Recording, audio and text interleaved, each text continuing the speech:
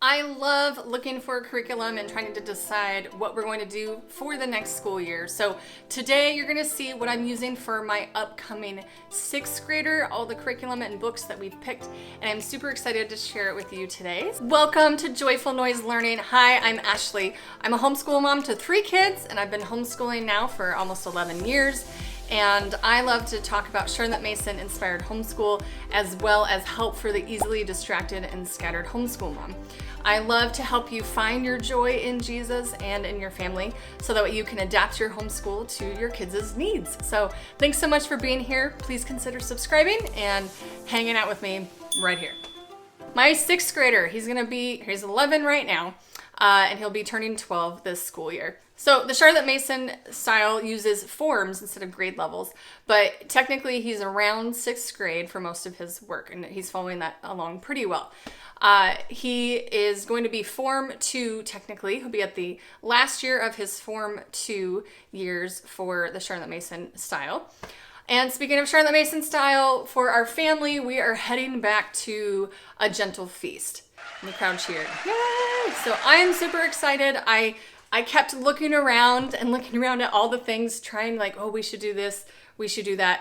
And I just kept coming back to a gentle feast. I can't find anything else that's like it. And this just fits me and my family. And I will probably continue with it from now until forever.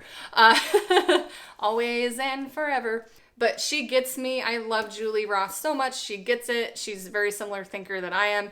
I love something that's flexible. Like I need something that has direction, but there's flexibility within the framework, and that is everything a gentle feast is. And I used to just create my own, but I keep coming back to this knowing that, hey, this is already kind of, the work has been done, and I love it. So yeah.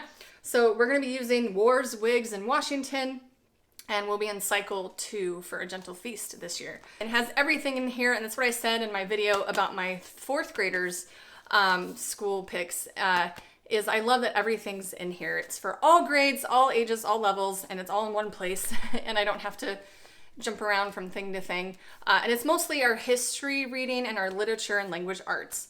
I'm going to use something else for science and something else for math, but this also has like geography and citizenship and stuff like that too. This is all in there too. So, but we'll follow this year.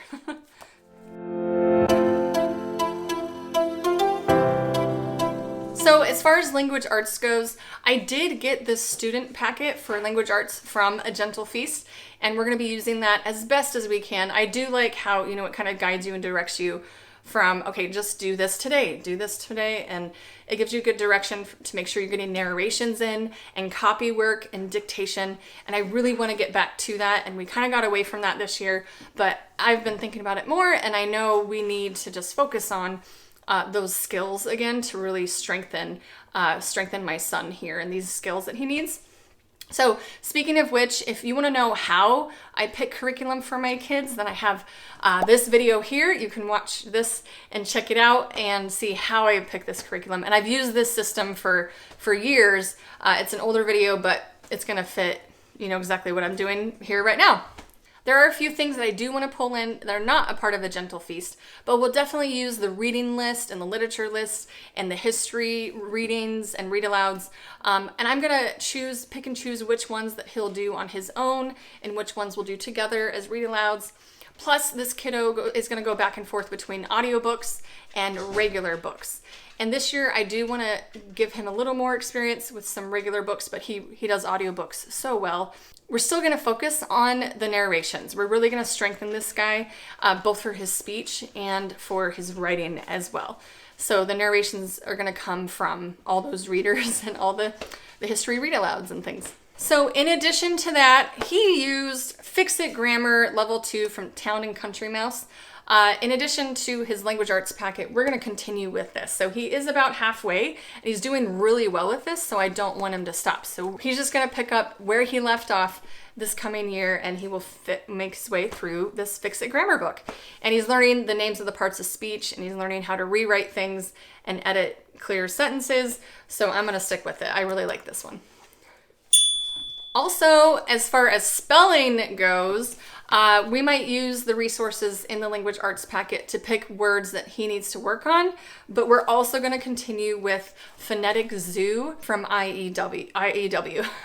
And this was so good. We started it this year, and I am so thankful I found this. This has helped him and improved his spelling so much, and I think he was really ready for it this last school year. I like how they teach phonics rules. There's little jingles and rhymes to help him remember it, and then they just have a list of like 15 words that they go through for each lesson, and you keep it at their level. It's great. And then the last thing, so I did decide to enroll him in a local writing class. So his sister has been going to this for the last couple years, and this will be her last year in it in the middle school level, so it's 6th through 8th grade, and she'll be 8th grade, he'll be 6th, and I decided to put them both in it together this year so they can go together, and he'll have his big sister there to kind of help him out with it, and they can do it together. They're going to use IEW, and this year they're using the Writing with C.S. Lewis, writing with Through the Lion, the Witch, and the Wardrobe. And we just read the Lion, the Witch, and the Wardrobe series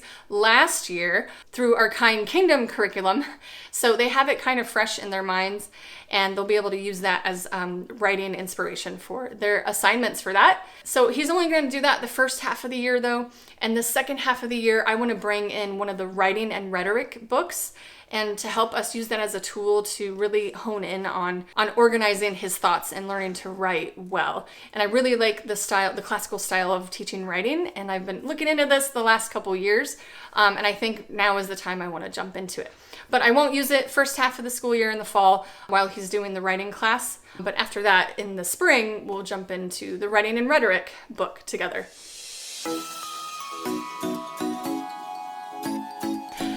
Okay, as far as science goes, this kid loves his electronics, and he is very interested in coding. We got him a few tools and things to learn how to do coding and how to do gaming, making games and stuff. So he kind of does that as his interest-based science things. But I wanted to kind of help him learn other things that are not just in his interest, but on the more nature side of science. So a couple things we're going to use that's going to help him is I'm going to have the nature reader. We're going back to the Christian Liberty nature reader. He's going to be doing book 5, and this will be one that I can hand him and he can read on his own. And he'll be learning, I think it's about like sea creatures mostly. Yeah. Anyway, it just got short little chapters on things that kids can read on their own to learn about sea animals. So he'll be doing that. And then along with his brother, who's going to be a 4th grader, he'll be doing the properties of ecosystems. This is a God's design book. And I did this a long time ago when their older sister was like in 1st or 2nd grade. So my son doesn't remember any of it. So I think it's time to pull in doing this one again so he can learn about this part of science. And it's really something that he hasn't learned a lot about. So I'm excited to do this with him. It's short lessons, short things to read, and then sometimes a little activity at the end that we can do together. Nothing too over the top, and I like that. We need simple and like get in there and get out for our science stuff. He'll do like a science notebook and do a written narration or a drawn illustrated narration for his science reading, and he can share what he learned from the readings. And we've also got the Usborne Living World Encyclopedia. This is a really fun book, and it goes along with all the ecosystems things. So, yep. So that's what we'll be using for science. Okay, and going back to history, I love, love, love the books that are suggested for Form 2 for A Gentle Feast in Cycle 2, and I'm really looking forward to reading them. So like I said, he'll be reading a lot of books, just novels and books for history, but he's also going to be continuing with his Book of Centuries, and he started this a couple years ago. We were not very consistent with it this last year, but I plan to pick it back up again, and we're going to continue forward with it. And he's just going to be continuing with the American history part of it. We also were studying the states this last year, and he didn't finish learning, the names, locations, and state capitals. So he's going to continue on with that as well. We're just going to pick up where we left off and continue to learn where the states are in the United States. All right, and that leads us finally to math, and I am so excited. This has been the hardest subject to try to figure out for nearly most of my kids, but especially for this guy. It's hard because he is good at math, but he doesn't like sitting and learning it. I don't know, does that make sense? He doesn't like fluff. He doesn't want to do games. He wants to get in and get out, like tell me the concepts. Okay, I got it. Okay, let's move on. So I've done a lot of thinking on this, and I know what we're headed to for this year for him. So I did listen to a podcast recently with Kate Snow on it, and she does the Math with Confidence curriculum. He didn't want to do Math with Confidence, and I love it so much, but because he's so good at math, I was ready to just put him in pre-algebra for 6th grade, and I was like, let's just do it. Let's just move you on to pre-algebra. But she said something in there where she said, you know, with a kid who's like that, you want to just like push them through, but then they kind of like lose the love of math and like the understanding of how it works in the real world. And I don't want him to lose that. So I'm going to wait on a year before I put him in pre-algebra, which I'm going to do Denison Algebra, which my daughter's using. I think he'll love that. But for this next year, for 6th grade, you know, end of Form 2 for this kiddo, we're going to go back to Life of Fred. And he actually likes Life of Fred. He was doing the elementary series this last year, and then we kind of paused for a while, and now it's time to just pick it back up. And he's going to go through the last couple books in the elementary series. I think it's like Ice Cream and Jelly Beans. And then he'll go to the intermediate series. And then once he's done with those, he'll get into fractions and decimals and percents. And I think those 5 or 6 books will probably carry him through the whole year for his math. And I'm excited about it. It's a no frills, like extra stuff. It's just a short chapter of a little story of Fred and the activities that he's going through. And then the math is kind of woven in throughout it. And then at the end of the chapter, it has a your turn to play. It has the practice problems in there. And the practice problems are a mix of the new things that they've learned and review.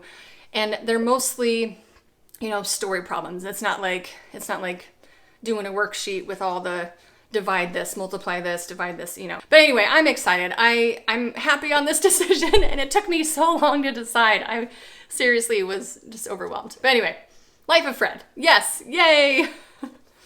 So there you go. That is what we're going to be having for my 6th grader this coming year. I have several resources. If you want to check out the Living Books Homeschool Planner that is on my site, you can check that out and get yourself a printable planner to organize all the books you're going to read, because you know you like to pull in all the books.